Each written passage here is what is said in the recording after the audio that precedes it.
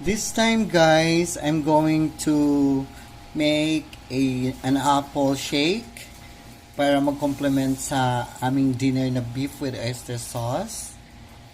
Oh. Ayan, i-slice lang natin guys para mas madaling ma-blend. Okay. Ayan, mga buto. Itanim ko kaya itong buto. Mabubuhay ba to guys?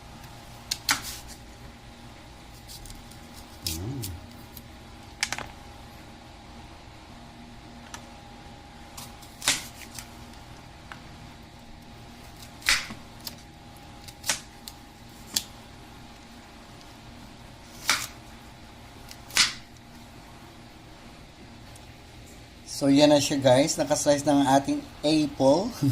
Apple. This time, lagyan na natin ang ating mga apple sa ating blender. Ayan. May nakita akong buto. Wait lang. May buto pa siya guys. At dahil wala naman akong milk na ano guys, ito na lang powder milk. Yan. Kasi wala na po akong fresh milk. And then I'll add brown sugar. Brown sugar talaga gamit ko lagi guys. 2 tablespoon yan. Gusto ko kasi sweet. And maybe I'll add some honey. And this time I'll add honey. Ayan oh. Fresh from the province pa to guys. Original to siya na honey guys. Tapos ilagay na natin yung ating cube ice. Ayan. Fresh from the freezer. Ayan. Isang tray lang na cube ice guys. And then, dagdagan natin ng water.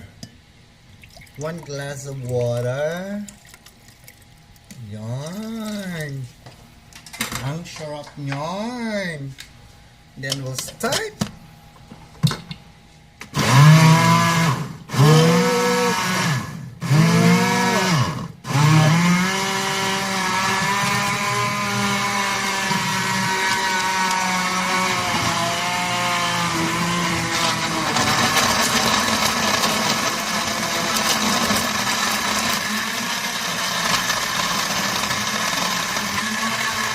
Ingay ba guys?